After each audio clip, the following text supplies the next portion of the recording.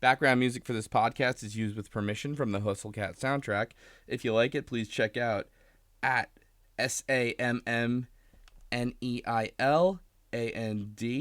or that same name at .bandcamp.com. You can see in the description below. Thank you.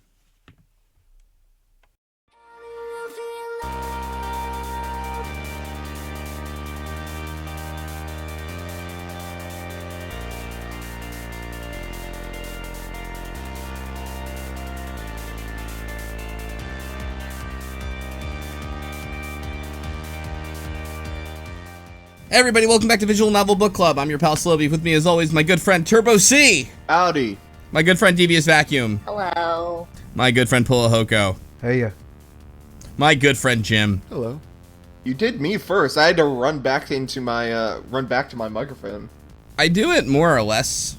I don't really do it randomly because I try to mix it up, but then that influences. You pick favorites. You can say it. I don't pick favorites though. You need a random number generator to be truly objective. I don't even know how to make or where to get one of those. So Random.org, my dude. I don't know what that is. Okay, so you open Netscape. What? Hang on. What's a Netscape? It's a wild adventure, and it's how you found us. Oh, Netscape! I love that visual novel. You know who probably does use Netscape is our new friend Graves. Oh my god, you're so right. On his old-ass MacBook.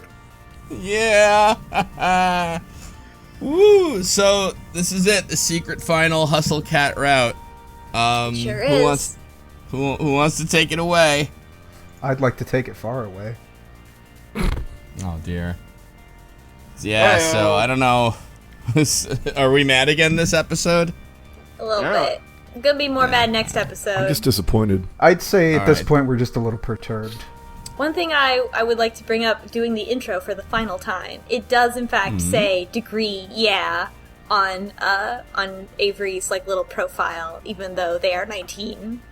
And so Avery Gray, how dare you lie on your Craigslist resume or whatever? Wait, You what could is be this? 19 and have an associate's.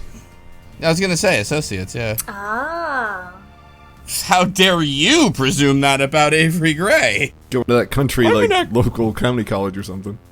Yeah. I wonder what Avery's associate's degree is in. Symbology, like Robert Langdon. That's why Avery has so much trouble getting a job. Sorry, I was reminded of the Da Vinci Code recently, so anyway. No, I know, I got your reference. I just... No, I just meant for the folks at home that not everybody... My associate's degree. Not everyone might be into the Da Vinci Code like I am, so, you know. My associate's degree in symbology. We need to bring in the best, almost the best, the halfway to the best symbology person in the world. It's Avery Gray. We'll fly her in. If the Illuminati is listening, we don't know anything about symbology. Don't at me on Twitter. Robert Langdon's teaching at Avery's Community College. It's like, and that's when I found the Holy Grail buried in the Louvre. And like, oh god, I paid for this. Just thinking of like the progressively shittier Indiana Joneses that like you get from having a shorter and shorter degree plan. It's like you cloned Indiana Jones a few times and they just kept getting crappier. That's Shia LaBeouf. He's just got an associate's. A fly mixed with the cloning machine. It's Jeff Goldblum got in there. It's fine. When I was a kid, I was so upset because on HBO late one night there was this movie, The Further Adventures of Tennessee Buck. And I thought it was going to be like an Indiana Jones thing, but it was like more like a softcore porno, but like but they didn't know, like it was like they were trying to be funny and then serious, and then it was just a really awful movie. And even as a kid, I was like, this is so upsetting. You know, anyway, I think I actually saw that on Ted Cruz's timeline. What up, topical? Oh my god, so Date the this Zodiac shit. Killer. Yes. We're doing a lot to avoid talking about this. Yeah, I know. Let's get started. All right. Can we talk about the ship names? Let's start with that first. Okay, yeah, that's a good lead-in for it. Gravy. No, y'all, No, Pulla had a good one. not gravy. Come on. Oh, I'm going back on this. I love gravy. I'm going back on this. Well, gravy is now. I don't know. Gravy's kind of growing on me now. I like gravy too. All right. No, Pulla, say your good one.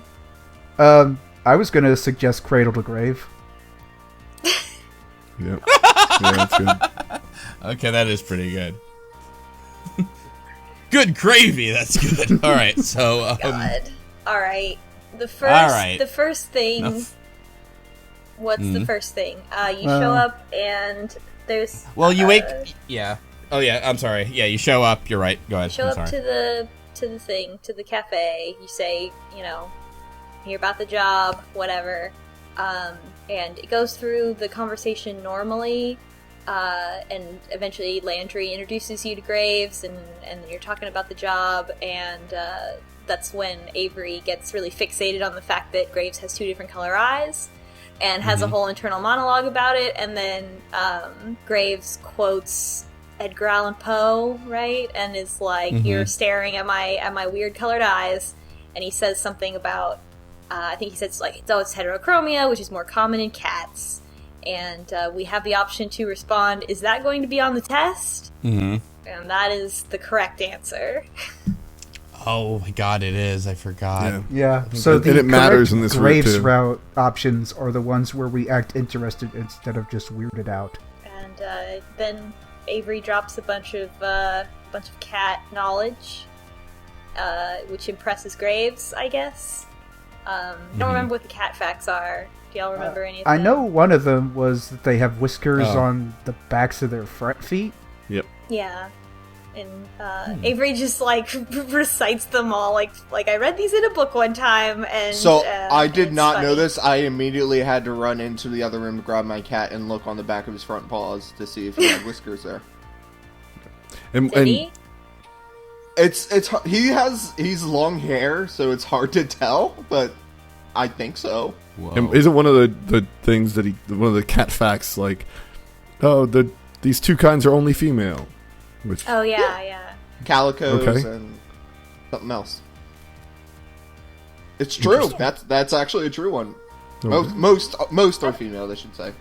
I don't think. I'm glad we're learning so much about cats this. I'm sorry. I don't think Hustle Cat would lie to us about cat facts. I think that would be like a fundamental undermining of Hustle Cat as an artistic entity. Yeah, if we The figured out bare at some minimum point... research. Go ahead. I was gonna say the bare minimum research you would have to do in writing Hustle Cat is to at least look up cat facts. Yeah. They walked that one back though, because I think Graves says something like, "Well, not quite, but sure, technically that's accurate." Well, the reason Graves said that is because it's like a majority, like 98% of calico cats. They're probably fat too. Cats are fat. Calico Fats, the world famous pool player. It sounds like either a pool player or a jazz musician. Play it, Calico Fats. You know it, brother. That's a good persona. Oh my God, that'd be awesome. We just invented a new visual novel. Just like a cat that plays the trumpet. A heavy cat that plays jazz. Yeah, there we Yeah. See, you were talking about people were asking you on your stream the other day, slowbeef, what would your persona be, and you didn't want to answer, but I think we found the answer. go. It's not that I didn't want to. It's just like I'm genuinely a boring person in this regard. It's like what animal would you want to be? I don't know, bird. So I could fly there, you know? I like being me. No, I don't know. So Can't hear looks through a podcast. Maybe someday in the future. That's what everybody said on SA 5 years ago, and look what happened. oh my God. So, what is the next thing that happens? All the beginning part is like the same. There's, yeah. It's there's like I don't know. The next thing I have in my notes is like after Avery already got the spell book, so we can do whatever and talk to anybody. When you were completely free to make any romance choices that you wanted, did anybody trend toward a specific way? I flirt with everybody. Yeah, I just tried to... I did the opposite. I tried to do choices that would make sure I didn't get kicked out. Like, I didn't pay too much attention to any single one person. Yeah, I didn't either. Actually, I tried to do choices that were like, I don't really want to flirt with anyone. Yeah, just in case neutral. you hurted anyone's feelings. I was actually wondering if there is like a no romance route in Hustle Cat, but then again, I got all the achievements, It so was I guess called there Landry's isn't one. But and so Avery, time skip to Avery getting the spell book, reading the book. I did make a note because Avery talks about how they can't stop reading this book, and they're transfixed by it. And we know from the Landry route now that some of the stuff that's in that book is basically like, here's a list of all the hexes that there are, and it's like, oh, I can't stop reading it. This Dungeons and Dragons player's manual, I can't stop reading it. So, if only, right? If only, as a game master, if only your players would read the manual that much. So, Good gravy. Am I right, folks? Millions of dungeon masters are yelling yes out there. Yeah, exactly. That's our whole audience. Our whole audience. 19-year-old dungeon masters. Really got to stop dragging our fans. Really. Oh man, 19. I'm sorry, sci-fi roots. So, what is the next actual scene is when you get the option to either check out the basement or check out Graves' apartment during the normal decision point, where you would go to the basement and get your one-on-one scene with the person whose route you were on. Yeah. And so we go to check out Graves' apartment and he's there and talks to us and introduces us to his cat, Countess Dracula, who is a cool cat. 19-year-old cat, which I assume is pretty old for a cat. Very old, yeah. Oh, yeah. And I don't remember exactly what they talk about, but they have like a nice chat. Like my first thing is like it opens as like a nice chat, the way you would expect an actual boss to like talk to his employee.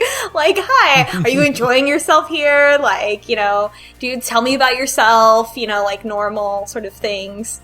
And then Avery is like, okay, I gotta ask him about the magic book. I gotta ask him, how am I gonna breach the subject? How am I gonna? And then Avery says out loud, so do you think magic is real? And Graves, Oh, here comes a good one. he gives this like non-committal response along the lines of, well, I appreciate that you can create something from nothing, and like in a way that could be about like friendship or could be about magic. Oh, he also says specifically the act of creation itself is an enchantment, which sounds like boning. It just sounds like getting it on. I did not read it that way, but sure. He's a creepy boss. I think that's totally possible. Yeah, retroactively, I can't refute this. And so, if it wasn't clear in the other routes, it becomes clear, I think, even this early in this route, that Graves can't answer those questions because there is something physically preventing him from answering them, not because he doesn't want to. And we talked a little bit about this before we started recording, but it would have been so much better if we knew that beforehand.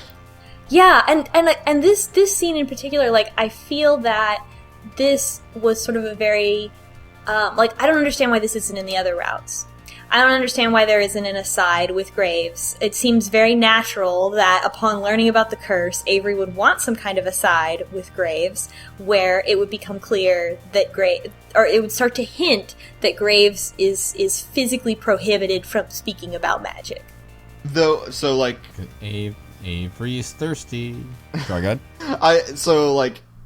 in defense, I do think I do wish we had it in the other routes, but in defense of this, I did like what came out of it, which is Graves talking super superfluously.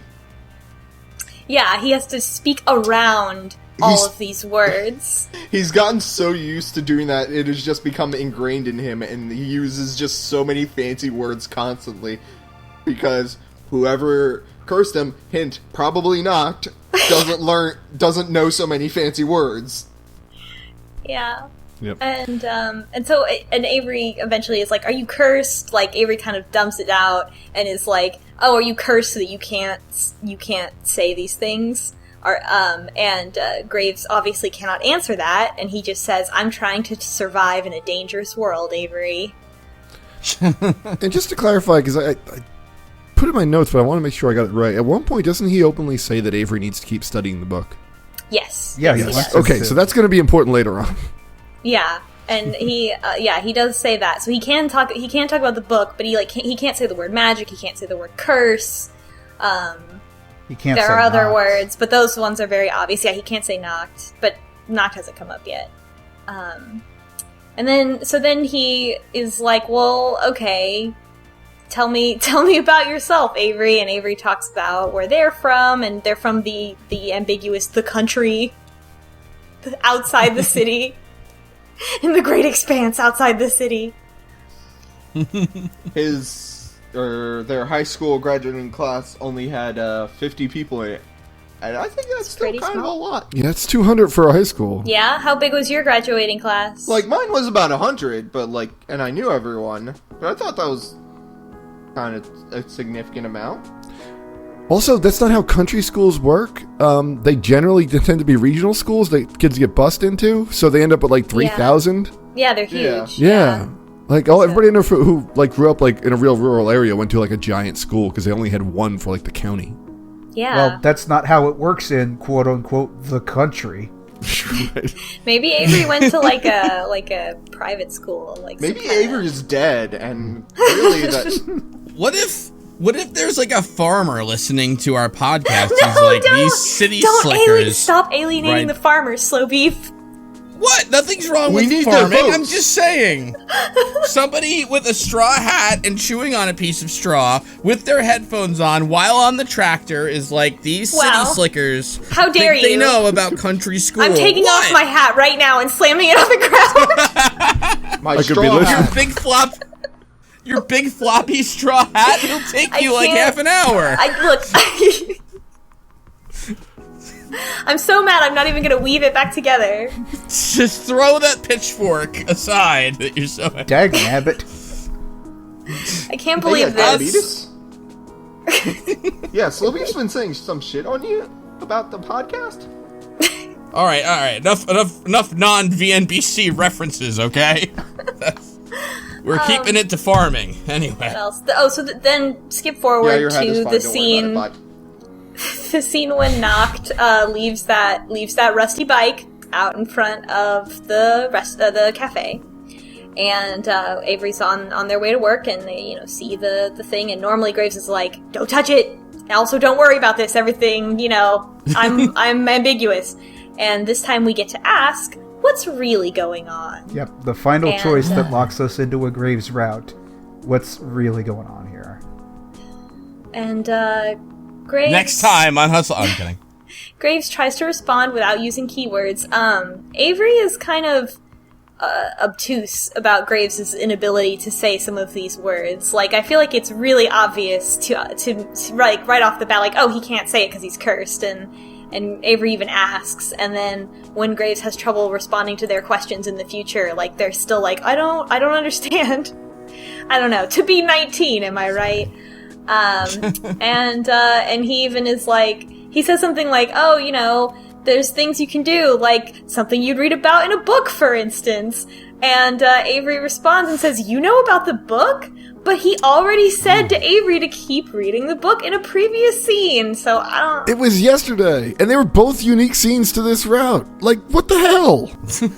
Yeah, so that, that is really also something that made me wonder if some of this content wasn't originally in all the routes, but was pulled aside to give more scenes to the Graves route. Because I feel like especially the stuff about the bike, like just this little short spot after we ask what's really going on, where he references the book, like that could have been in the main game. Yeah, Right. almost definitely was. It had to be, because it fits so well into, like, that could have been a choice that, branched through a little bit in one of the other routes. Yeah. Right.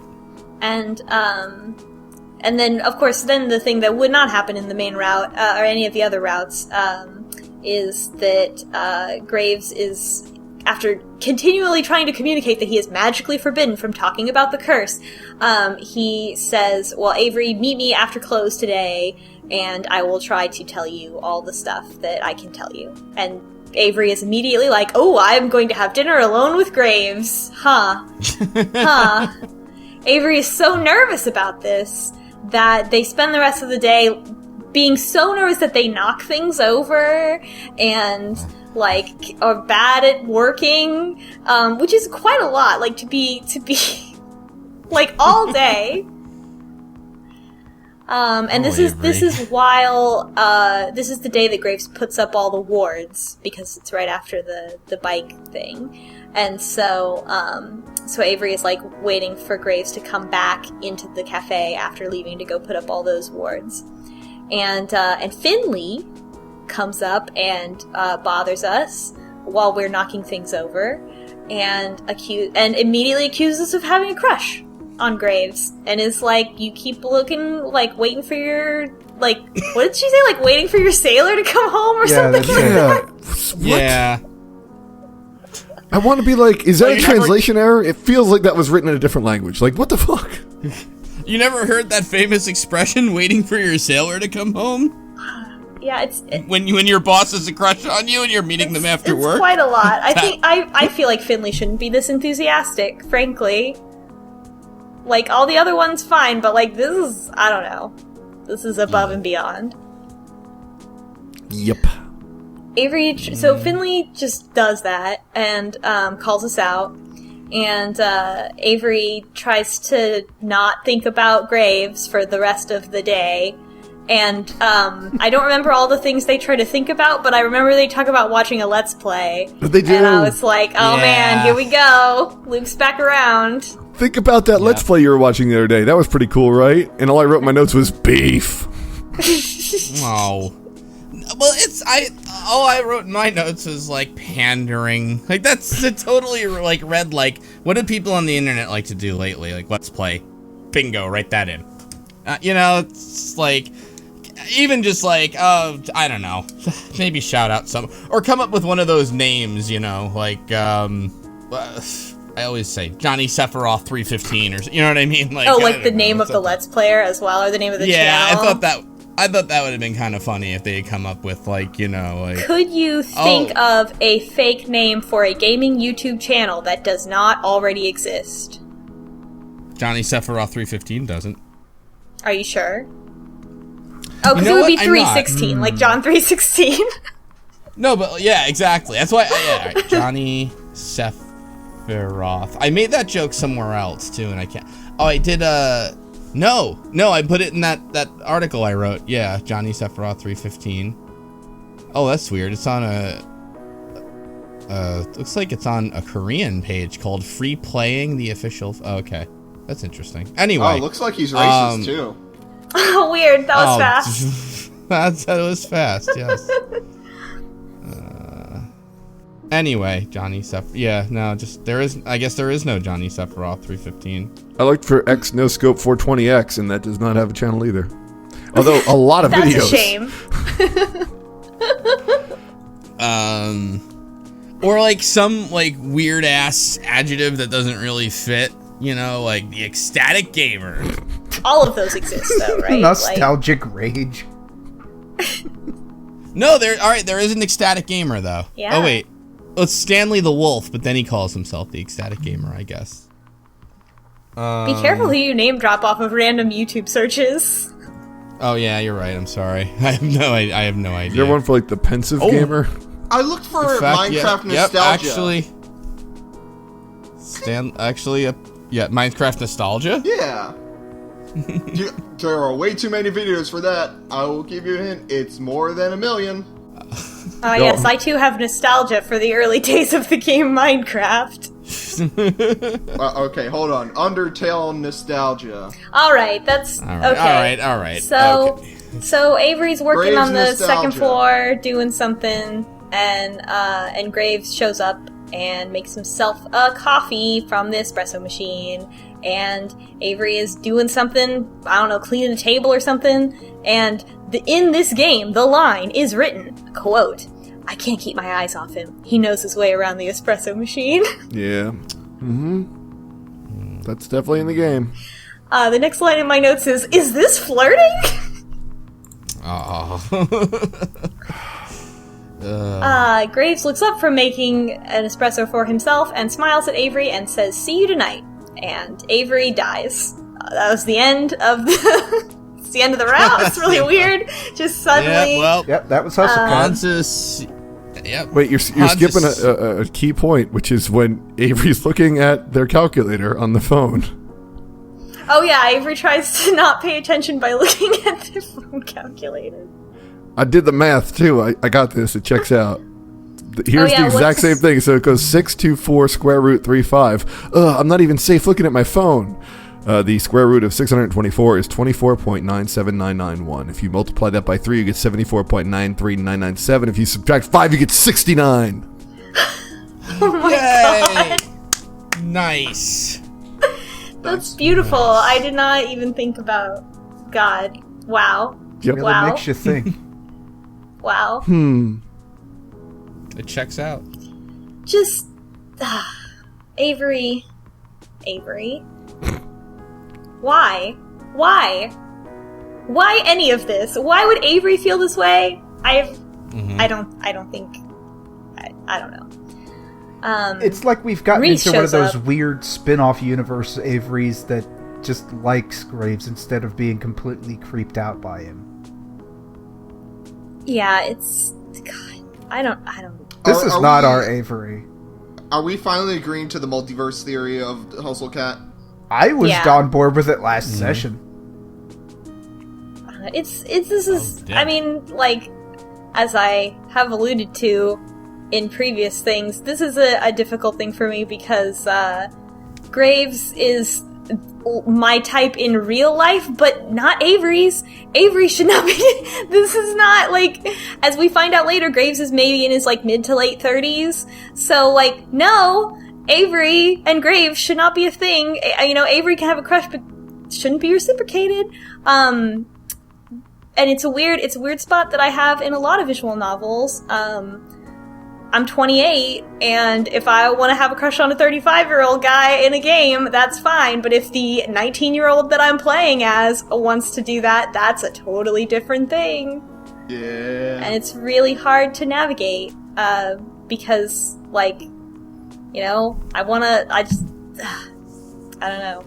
It sort of makes the whole thing gross and bad. And I can't figure out why Avery likes Graves. Like, we haven't had any scenes where... Oh, have you seen him? Yeah. Yeah, I can see like- the attraction, but not the... Like, there's Yeah. nothing, like, in common. It's just, Like, every you know. scene that they're talking to each other, it's like Graves revealing some stupid thing about his past that Avery kind of laughs at, but then is like, oh, I like that. It's like, no, you don't. That's stupid. You said so.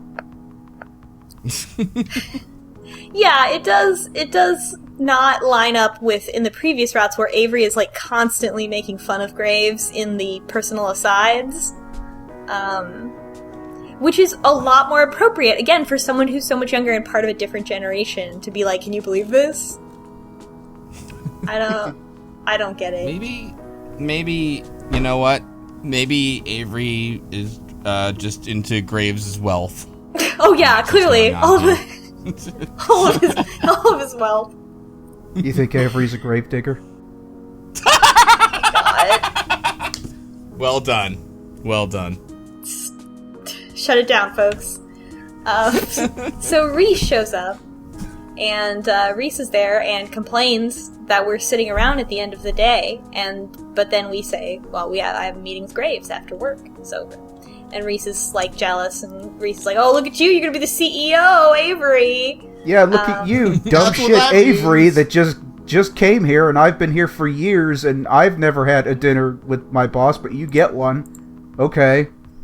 That's fine. Also, Reese totally Bye. has. Like, are you kidding? I mean, Graves is, like, basically his uncle. Or like his idol or something. Like, he's got a, like, he's his direct witch mentor. So, like, I don't know. I feel like there's a lot more that Reese should know about Graves that he doesn't, which doesn't, like, totally make sense. But I guess they haven't actually been working there that long. I also want to know how Graves has been mentoring Reese when he can't say anything relating to magic. Yeah, really. like, why doesn't Reese know about all this? I feel like Maybe- Reese would maybe that's absolutely why- immediately know. Maybe that's why Reese isn't really good with magic. There's not, I don't know. There's not a reason. And also, like, if You have there's to something... channel the miasma of your soul into... Yeah, that's Like, the if sort of teaching Graves would If give. there's something between Graves and Noct, also I feel like Reese's parents would probably know what that was since they all went to college together and would be like, hey, like, I don't know. There's a severe lack of communication and lack of understanding in, like, Reese's whole deal that I think doesn't really make sense. Well, here's in the way thing. the universe is. Graves' method of, like, dealing with things and teaching people is to just do nothing and say, like, cryptic things around them, because we've gotten the impression up to this point that Reese and Graves are, like, really close, and, like, Graves is his teacher or whatever, but they had this little conversation, Graves and Avery, like, about how you create something from nothing and you've got to find your inspiration and stuff like that. But Graves was apparently just content to let Reese just rot trying to, do magic Well, on that Reese's he can't route, do.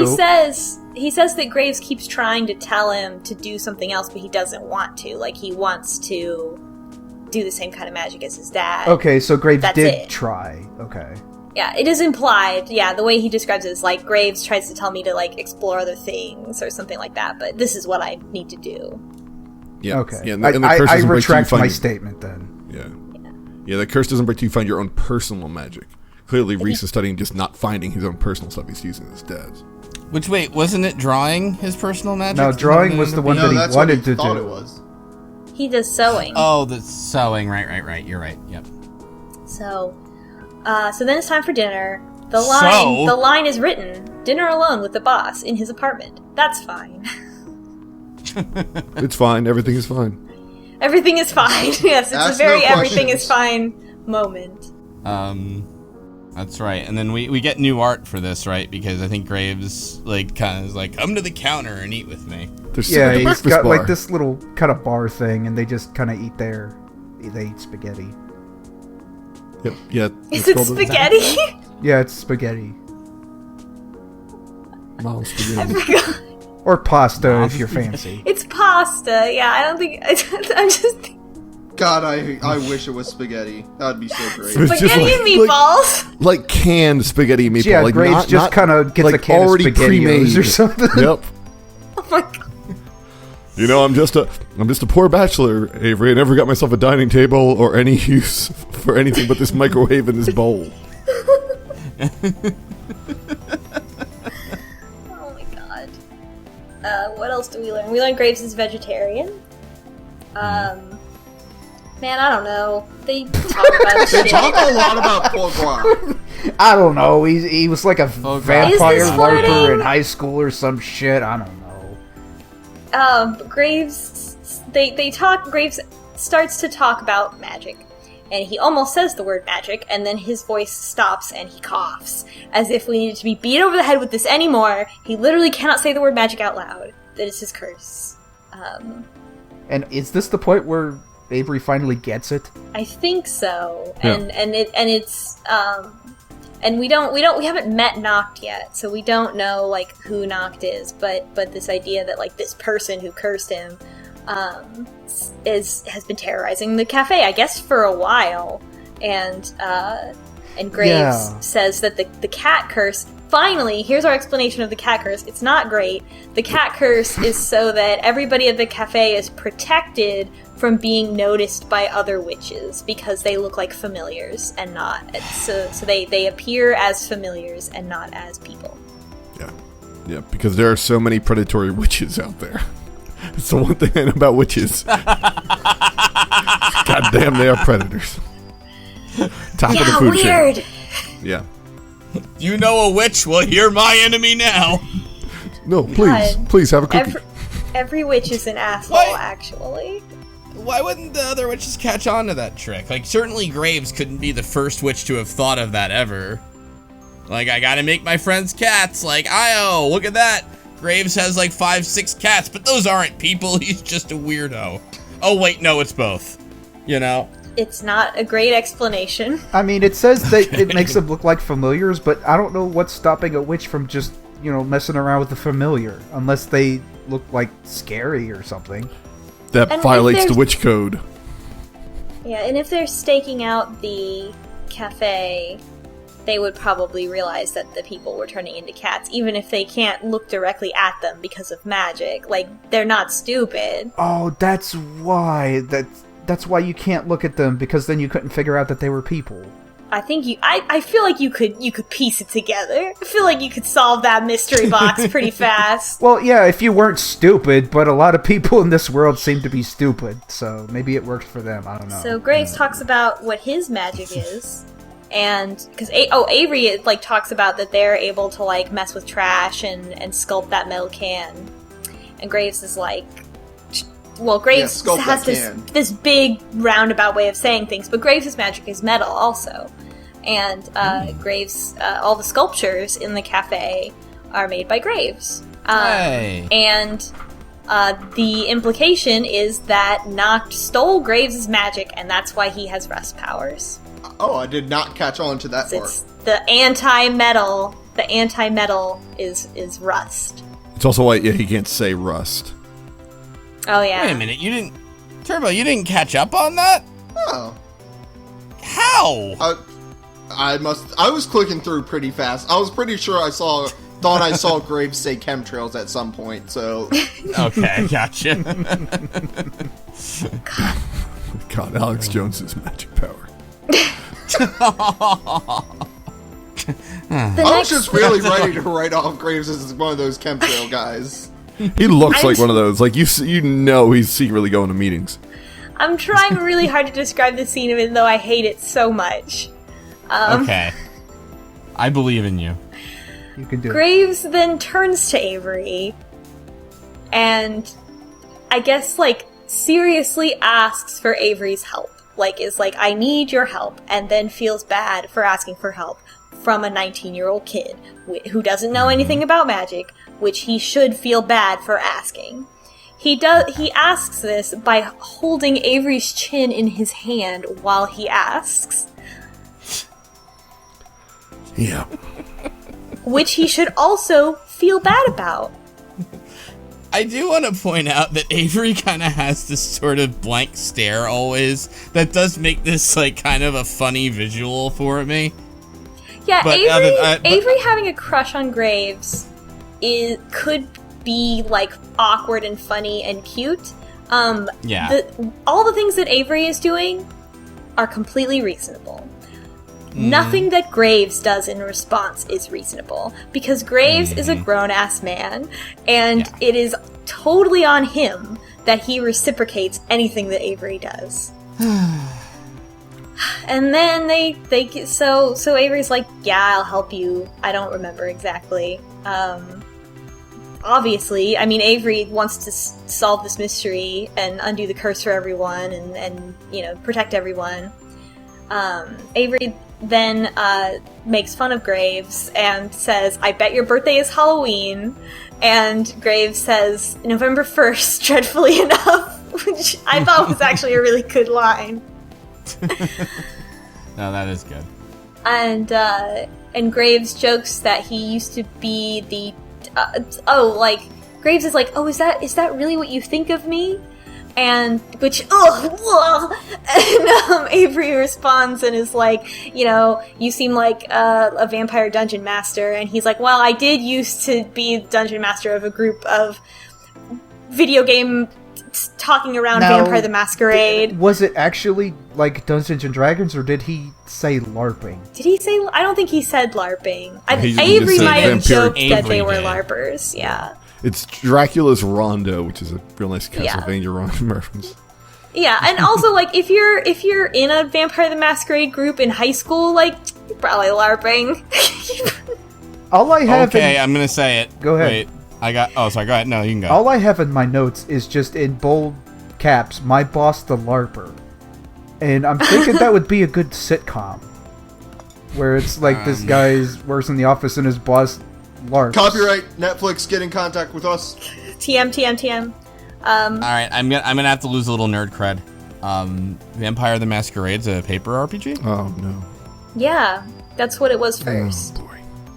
I only knew the game. Oh boy. Also, I never fun played the real life game. story about your pal Divac. The guy, the principal investigator on the biggest grant that I was ever on, which is this huge multi-university thing for millions and millions of dollars. Also, part-time ran a piece of land where they would set up space for people to LARP, like with like a tavern and like beanbags that you can rent for Magic Missile or whatever, and like the whole 9 yards. It was very good. I the thought magic the story. missiles? I thought the story was gonna end with you building a fucking robot for Dracula, like it should have. No, it was very. I never got to go to that place, and I was really sad because, like, I never got to fly out You to should be! university unnamed, and go there. But I really want to. I don't know. I'll never be I'll never be in that part of the country again. So I will. In Transylvania. Pennsylvania. Yep. Yay. We're getting there.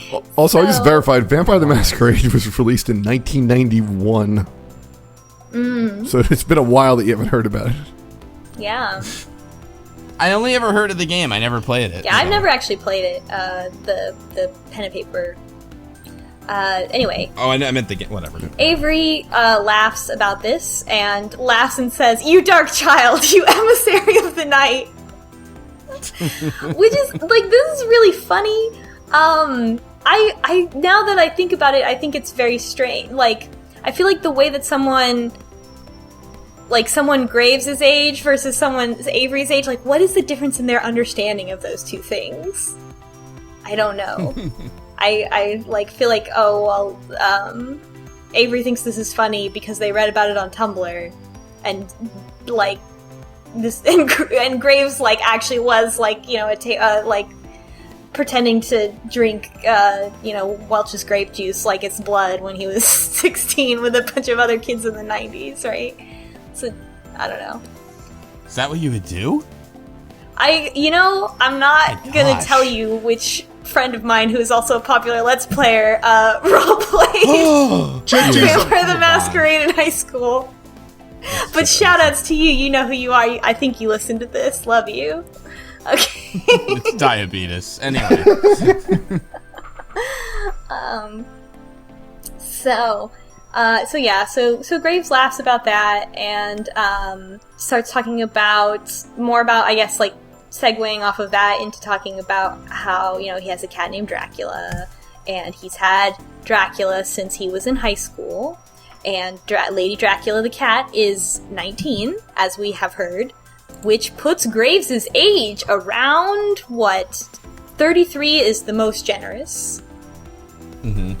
Chances are it's probably closer to like late 30s. Yeah. Didn't we say it was like 37? Yeah. Between, that makes yeah, sense. 37 at the most.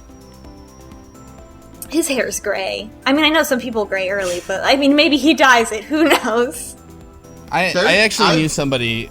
I have a coworker who's, you know, in his mid-20s like me. Gray hair. I mean, not fully gray, but it's like graying like Graves. God, that was I knew a guy in my first job when I was 21. He was the same age as me, and he had completely gray hair. I should see what that guy's doing. Actually, I haven't talked to him. But thank you for reminding me. We're all very nostalgic this episode. Hey, how are you? How's your gray hair? All right, somebody else talk about the fucking wine. I can't even do this. Oh, okay, yeah. I will, because it pissed me the fuck off. So Graves offers Avery wine, and Avery says, "I'm only 19," and Graves' response is, he said something like, "I didn't realize," or some bullshit like that. Of course she didn't realize. And she's like, "Oh, because you thought I was more mature." And it's like, dude, there's a whole scene where Avery fills out a bunch of paperwork. Like, you saw her freaking age. Like, you know how old Avery is. Right. Shut the fuck up with this. That is not written well. It doesn't follow through. This is a boss who should know better. The scene plays off, I think D-Vac said it before, it plays off much like an older person who's trying to groom a younger person. And what you easily do is to loosen them up, you get them drinking when they're underage. And it Also... That's right. good. No, total lie too, because Avery filled out an application to work at Graves' job. Right, that's what I'm saying. Avery did the paperwork before. There's no reason why Oh. Graves shouldn't know that this person is younger. Oh, you cut out. I'm sorry. Okay, gotcha. Yeah. And also saying that someone who's much younger is so mature for their age is a classic Predator move. Like, like right off, like, this is like by the book. And also, So, Avery putting isn't. that signal in this game. Yeah, Avery's the farthest thing from mature for their age. Yes. 100%. Yeah, and that's really what makes it so unsettling, is because, like, right off the bat, we're like, nah, you're not. Nah, you're not, hun. You're a dumb baby. Oh, boy. Also, Avery and Dracula are the same age. Yep. Yeah, cat, a line in the scene. This cat is as old as I am. Which I had a brief moment where I was like, wait a second. Could Dracula be a woman transformed into a cat? And could Graves be Avery's real dad? I would But no. prefer that. No, that to would have been a this. better story, yes. Why not? Why not? And so he says, we can have coffee then. Which is a completely different stereotype of wanting to sleep with someone, which is offering them coffee very late at night. So, Hey, I why don't don't you know. stay with me till, you get a little more compliant.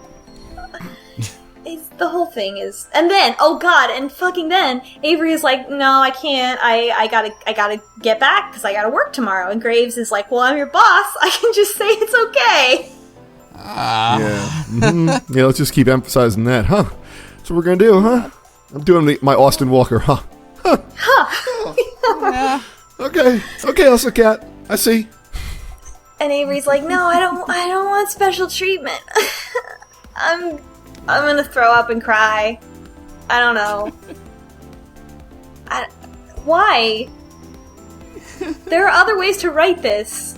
What were you hoping would happen? Let's go to more pleasant territory. I don't know what the right way to write something like this is, because of course it's inappropriate regardless. Like, Right. it's such a huge age difference. There's no way it would ever be appropriate. I think that there are stereotypes that you could avoid, such as saying, well, but you're so mature for your age. Well, but saying, oh, I want to give you alcohol, but you can't drink. Oh, but lots of other things that happen, and have more of a normal conversation.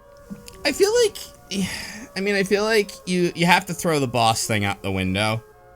Not first and foremost. You can close the age distance, right? Because there's no reason Graves has to be like late 30s to own a cat cafe, and be like this. He's not like a successful witch or a vampire. You know what I mean? Like you could have an early 30s Graves, and that's not. No, absolutely no. 19 and no, like we said in the Lantern Route, like 19 and 25 is already huge. Like Avery needs to be older. Because, like, for example, right, like the difference between 20 and 30 and the difference between 30 and 40, right? It's the same number, but it's a huge difference in terms of comparable emotional maturity. Yeah, no, you're absolutely Two right. established adults having a relationship when there's a big age gap, when you're both mature, like you've been in the world for a long time. You're at a that's similar one thing. stage of life. Yes, exactly. Like you can be like the 19-year-old or 18-year age gap could easily happen if one person is mid-30s and the other person's early 50s. Who cares? You've both lived your life. But like at this point, no, it doesn't happen that way. But they don't even make any effort to kind of put like some kind of equal playing field for the two of them. They don't even try to get like them there. They emphasize the older person. They emphasize the boss aspect. Yeah, they emphasize the power do? dynamic. Yeah. This easy fix. It's magic. Graves had like missed out on like 10 years of. Wait, no. Oh more yeah, than 15 years. His, there, his boom. body Older is young, body. but he's really got the soul. Other way around. Oh, he's been rusted. He's been rusted Yes! as a person. He's really only Yes! 22, but he You're filming. Yes, he's aged Right, 37. Yes, and there you go. Boom. He's younger than Landry, actually. I felt you guys were like haggling there for a bit. Like, No, we were on the same page. No, no, but like we're writing earlier, Hustle like, Cat X.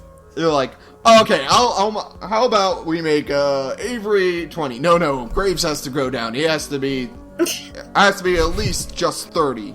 No, I was like, no, because I was thinking, how do you fix this? And I'm like, Boston's got to go for sure. And I'm like, I guess Hustle Cat is going for this older gentleman fetish, right? I guess. Is that what's supposed to be happening here? It's a common trope of romance stories, but the only thing about that trope is that it is often student and teacher or something like that, where there is a power dynamic built into it. And I mean, it's a kind of fantasy. It's a very popular, I guess, fantasy that's represented in romance. I think that it is possible to achieve that fantasy without using the language and methods of abuse. I say. And also, like, it doesn't fit in what we've seen previously, because while there are fantastic elements to this story, this magic and all that stuff, they tend to do the relationships pretty normal. They just this is baseline. This is two people flirting awkwardly with each other. It sometimes isn't great flirting. Sometimes even the relationships don't make any sense.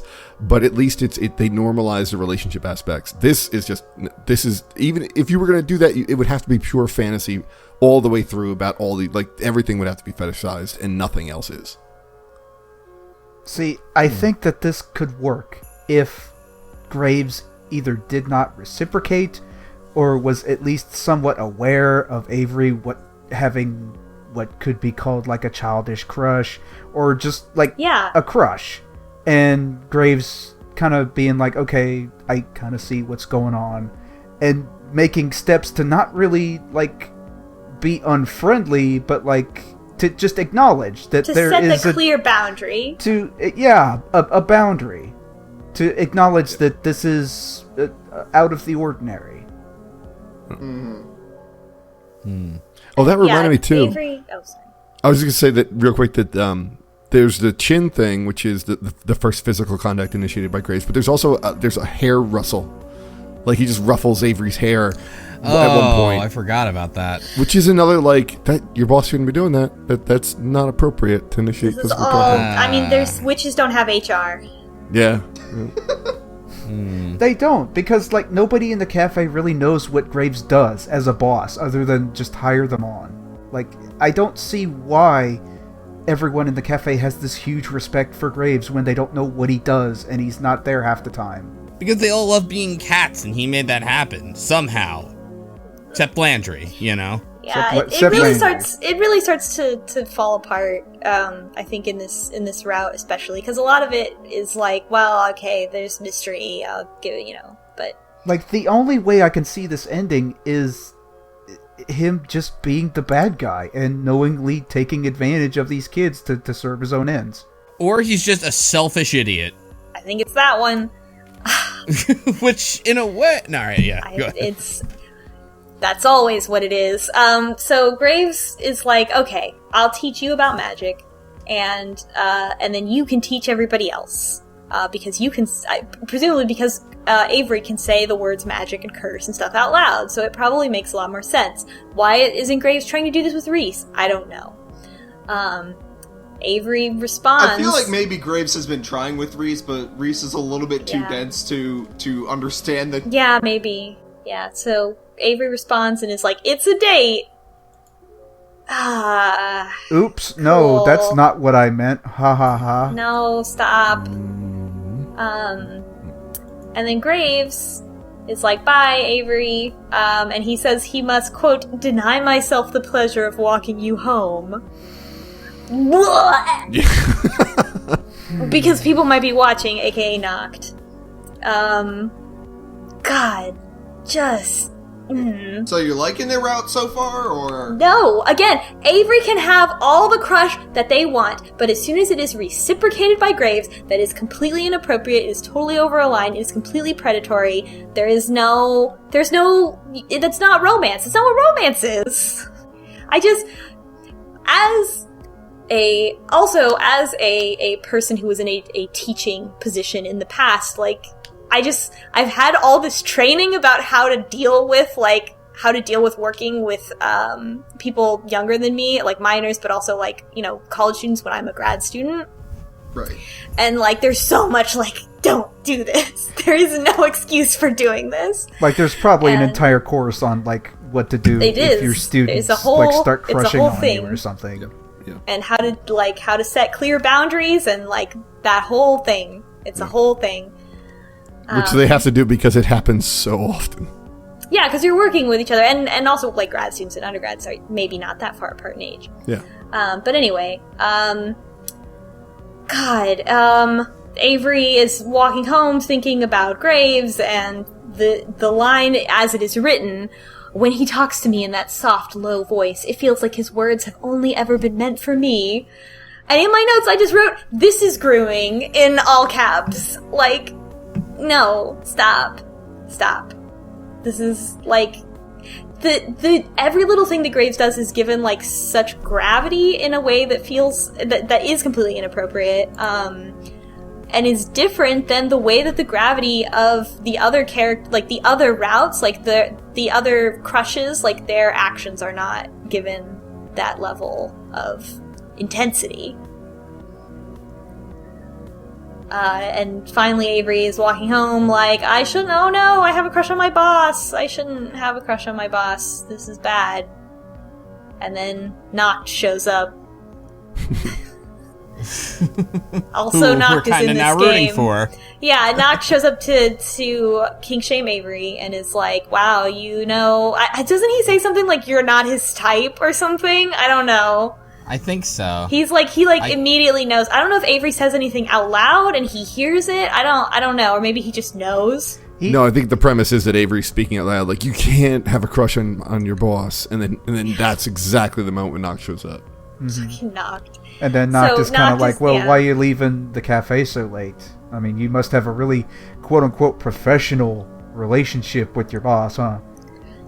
God, it's so much. Noct is such a ball breaker. It's so much. But, like, also, like, now, like, yeah, like, Noct is mad, but, like, so am I, so go for it. Rust away, you win this round. Yeah, weird. Noct did nothing wrong. And so Noct, but then Noct attacks Avery, obviously, and Avery runs away and locks themselves in their apartment. And, because they're, like, right there next to their apartment. And they lock the door and call the cafe. And Graves obviously answers because he lives there. And Avery asks, "Who is Noct?" And Graves says, "I'll be right over." Like he wasn't waiting for this call. That wasn't the question, boss. So did you need me to come to your place? Did you want me to come in? No, are you in your bedroom right now? Noct. Just, who is he? And, well, I think, Graves rightly is like, Noct, like, Avery's asking, like, Noct is trying to kill me, like, right now. And he's like, okay, I'll come fight him. And, Graves shows up, and this would be funny, if I wasn't already super creeped out. Graves walks into Avery's apartment and is like, "Oh no, I can't believe Noct ransacked your apartment." And Avery blanches and is like, "No, it's just always like that." And the internal monologue is, "I kind of wish Noct had killed me to spare me the embarrassment." And so Avery explains that they've already seen Noct, like, multiple times. I think we've seen him at two different times at this point. And so he says that Avery needs to stay with him at the cafe. Yep. And the creepy thing of, I have my couch folds out, or, you could use my bed and I'll sleep on the couch. Oh, it's like, no. And even Avery's like, no. Yikes. No.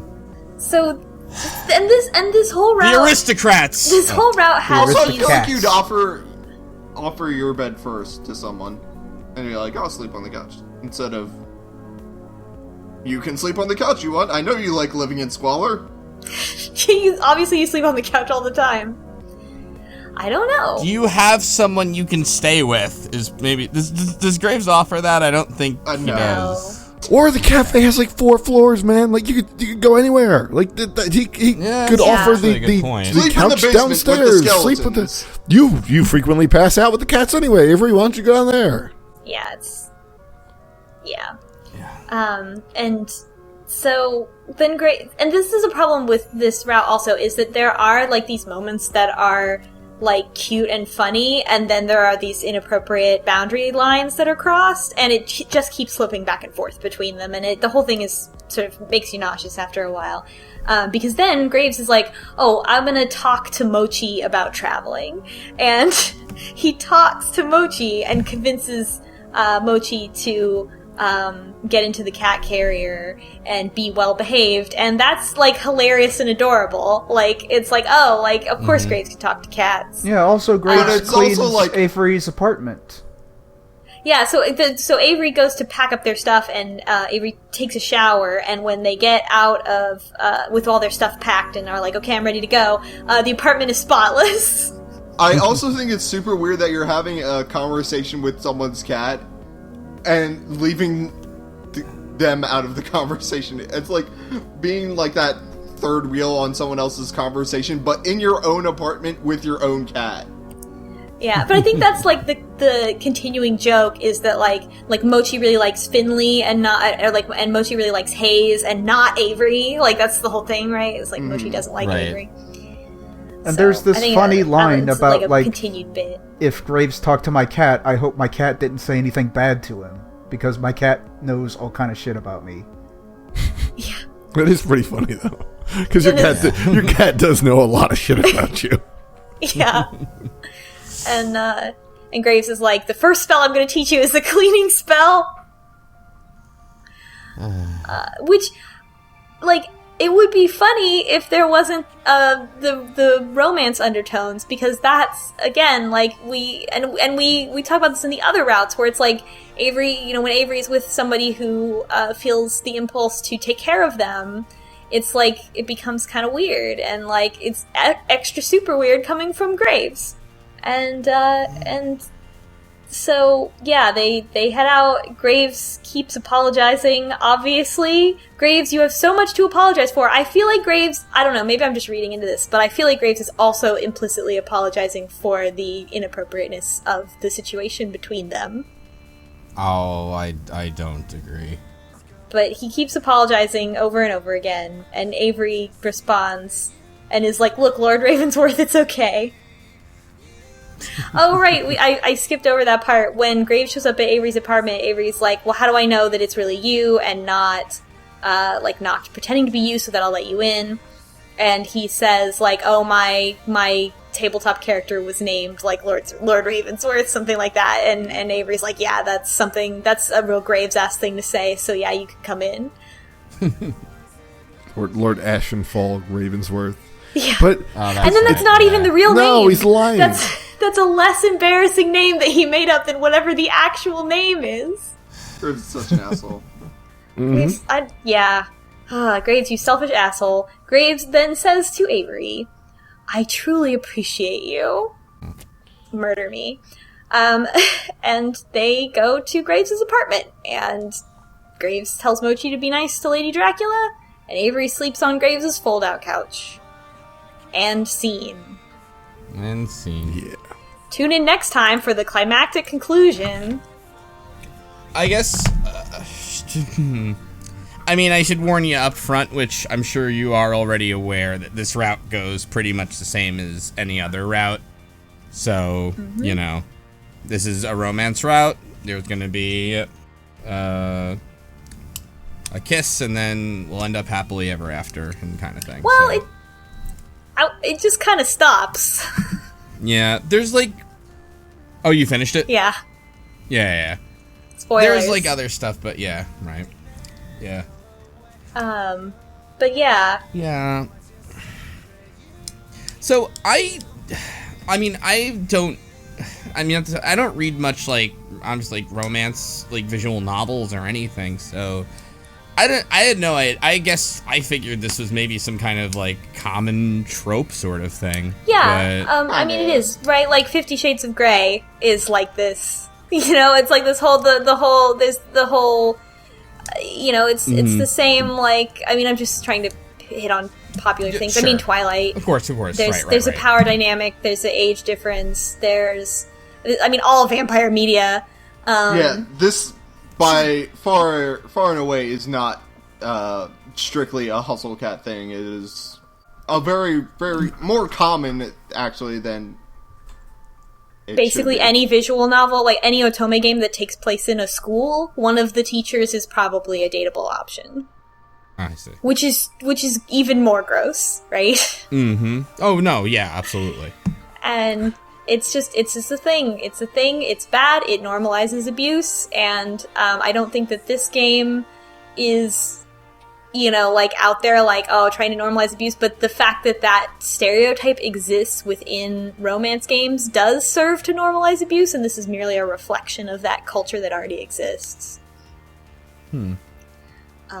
So I think that it's just a bit of unfortunate. I think that obviously in fiction, and especially in sort of niche romance fiction like visual novels, you know, it's all right to make a space where you're going to explore something taboo like a relationship like this, but I guess it can't, like, I feel like doing this route is part of unraveling the mystery of the story.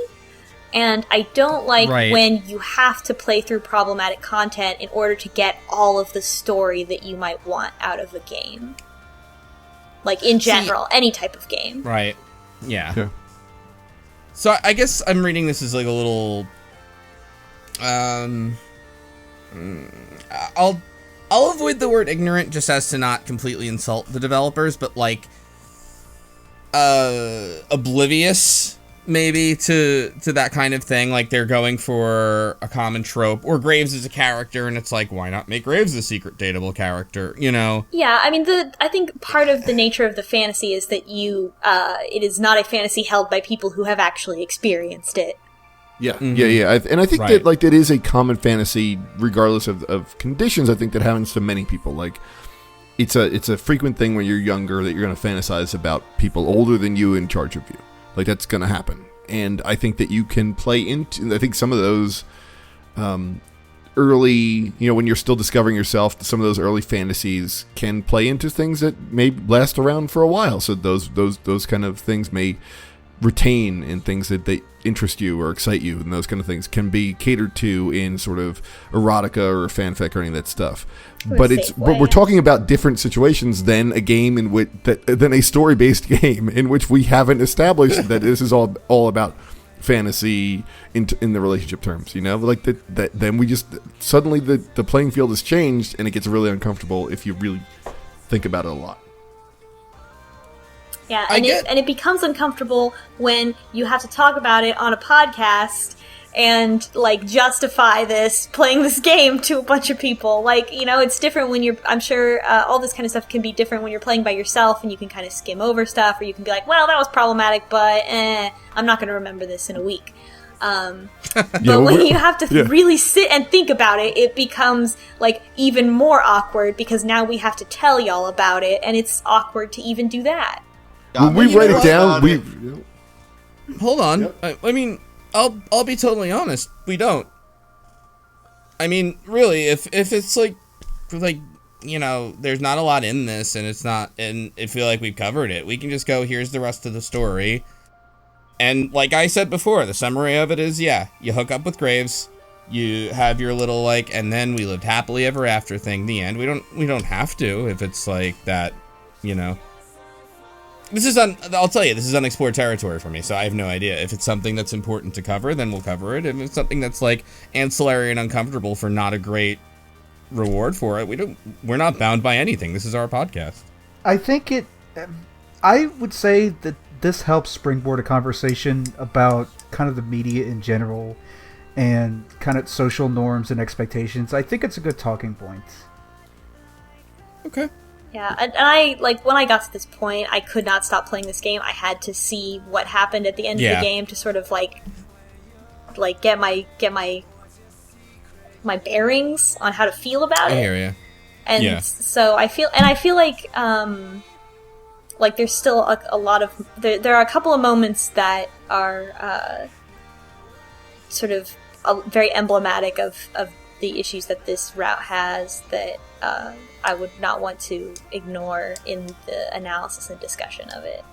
And I mean, in my opinion, I think that if we are going to talk about stuff like this and those kind of issues, Hustle Cat is actually, you know, this route in particular is a good way to cut your teeth on that, because we bring this stuff up. It could be a lot worse, yeah. Well, yeah, we bring this stuff up, but it's like baby's first issue, you know what I mean? This could be a whole lot worse, and I know maybe we play it up a little bit, but there are a lot of things here that could have gone wrong, and they don't. Yeah. No, you're absolutely right. Like, there is the kind of boss power dynamic, but there's the whole tone of the piece is kind of lighthearted, and yeah, Graves is Avery's boss, but he's not really. He doesn't act like a boss. There's not that kind of, like, superior, inferior dynamic between them. It's really just there's a power dynamic, but, like, Graves doesn't really enforce his power. Like, Graves never threatens to fire Avery or something like that, and Avery never sits there and thinks, oh, I have to do this, otherwise I'm going to get fired. You know, and it's funny because, like, when we're talking about the age difference and things like that, it's funny because if you are if you're like 30 or up or whatever, you actually know that there really isn't much power distance here because it's a cafe job, you know. But when you're like 19 to 21, a job, getting fired from any job, even like something like that, it's the end of the world. Oh my god, I can't. Yeah, exactly. It is really, like, you know, it's physically devastating, and you dread stuff like that just because you've never experienced it. Like, the first time I got fired from anything, I was like, oh my, what? Like, that was a devastating, like, you're never going to come back from that. You just, it's going to go on your permanent record, and you're going to be ruined. Like, you know, you'll never get back into college now. You're done. Yeah, nobody's going to hire me because they're going to know I got fired from the Target. And they actually, and they actually say, too, it's one of the most traumatic things that can happen to you is getting, well, all right, I'm sorry. In your career, it's one of the worst things that can happen. No, it's not. Psychologically, it's pretty significant. It's pretty significant. Everything is big in that age period where you're making transition from, like, high school to college to out of college. Or, like, you know, whether how much college that includes or not, like, that age period of, like, late teens, early 20s, everything is a huge deal because everything is an adult experience that you're having for the first time. And it's totally different than even a few years later, right? Like, that's why even with, like, Landry, right? Like, even by the time, like, you're 25, like, it's such a huge difference between 19 and 25 in terms of things you've experienced and things that, like, would hit you, like being fired, right? You probably, you know. I feel, yeah. I mean, this is all tricky because I feel like if you look at this game as a whole, you know, there's how many now? 6 different relationships in it. Landry is totally weird and out of left field, doesn't really work either. So it really feels like there is a little too much here. Like, visual novels have to be pretty tough to write. And even, like, when you talk about romance fodder, I mean, it's 6 different relationships and you want them to feel distinct. And with very different people. And I think that that's a thing that a lot of visual novels try to do. And I think that I think that one of the take home points about making, like, writing visual novels, especially, like, indie Western visual novels like Hustle Cat, right? Like, kickstarted visual novels. Like, you can just write, like, a bunch of people that are just the types of people that you like. and maybe there's only 3 or 4, of them. But like that's okay. Like they don't have to be all the stereotypes of different types of people that are in romance games. Like, right. Because if you're writing people that you like, then other people will probably like them. It's a weird position to be in. I wonder, because you have to wonder, too, maybe there wasn't a Graves route to begin with, and then a beta tester, someone was like, I kind of wish there was a Graves route, and they're like, okay, that's a good final route, who knows? I don't want to say it feels amateur, because it doesn't in some parts. Some of it's good. It does feel like this is this person's, like, first, like, real deal mainstream like writing product, like John, and they're ahead of me. I don't even have one, but I'm saying like this is a big project to do, and you can see it like you can see like somebody who has talent but isn't like kind of stumbled in a couple of places. Does that make sense? A lot of different parts in the different routes sort of lean on stereotypes, sort of for lack of a better idea or like a better plot thread, and I can totally see like that being the case for the person writing it, where like the person they're writing for like isn't their type, or they're not really sure why someone would be attracted to someone like that. Like maybe if you're like, I'm not really sure why someone would like someone like Landry, then you're just like hit these sort of stereotypes because you're like, well, what happens in other media? Okay, let's just do that. And maybe I don't know. I don't know how it like what really happened. Obviously, none of us know what really happened behind the scenes, but that seems like it would be a very easy trap to fall into in writing, and feeling like you have to cater to more tastes sort of outside your personal taste. But I don't think you have to. I think that if you can come up with 3 or 4 different people that you would like on their own, it's not like they're all going to be exactly the same.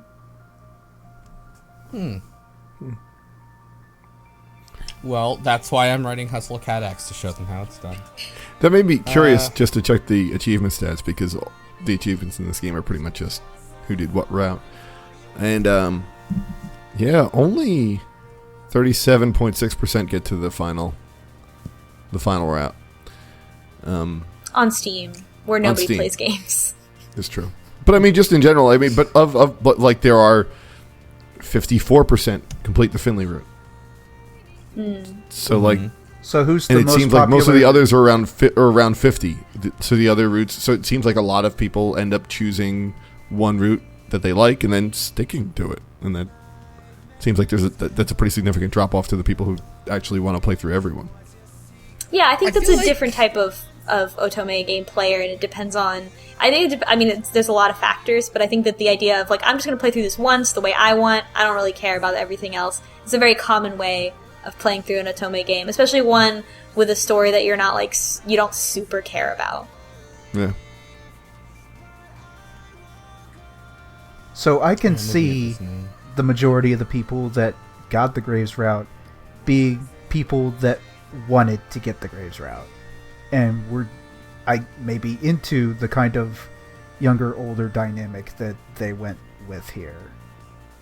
Or people who are, I think there's also people who are wanted to get all their questions answered about the story. Yeah, there is that. So I feel like that was something I was really looking forward to, regardless of what was going to happen in this, is I wanted to know what the deal was between Graves and Noct. You know what, and, what the deal is behind the curse. Damn it, now I'm looking at these statistics and I'm trying to like make something of them, but yeah. I'm looking at the Kickstarter where they have all the characters outlined from, I guess, their design phase. And under Graves, his description reads, your odd-eyed boss Graves seems like he'd be more suited to running a vampire RPG than a cat cafe. He's got a strange tendency to quote Edgar Allan Poe, a dark past, and a mysterious motivation to protect a cat's paw and you.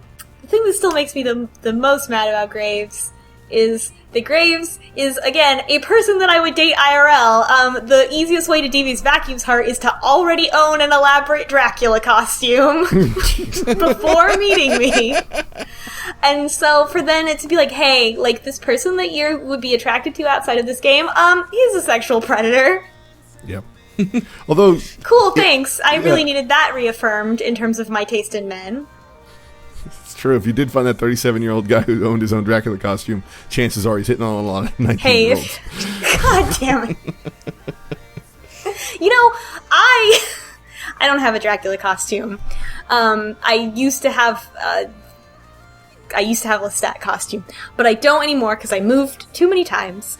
But I'm great, also. So I'm keeping my hopes up that there's somebody out there. Calling all Draculas. Call me, Dracula's out there. In fact, if you're an actual Dracula, wouldn't that be better? You mean someone who actually drinks human blood? That may not be on the... Those people are out there. And no, I think that's... Maybe a bit too far.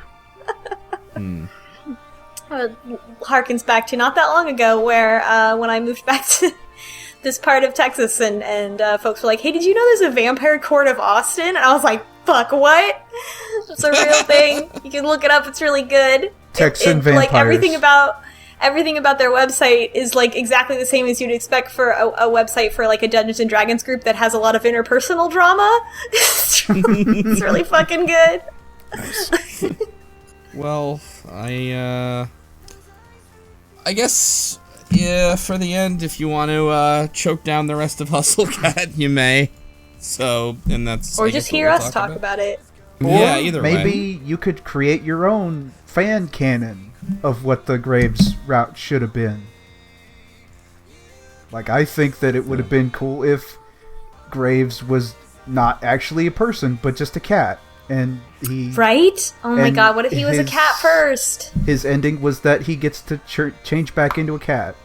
And there was wasn't there a stretch goal for dating Mochi? Yes. Well, it doesn't say dating Mochi, but it says that the goal was you would get Mochi's story.